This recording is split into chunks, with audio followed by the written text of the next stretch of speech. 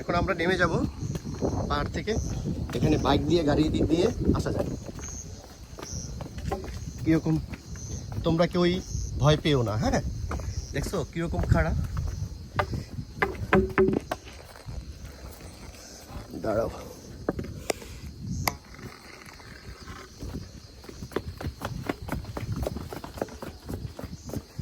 একদম একদম মাথা নষ্ট।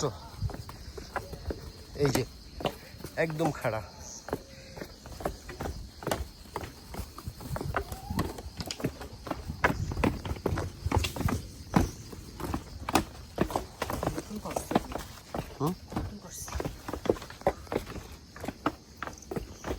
ভাই আমার তো অবস্থা খারাপ, বাথরুম চাপ ধরছে রে।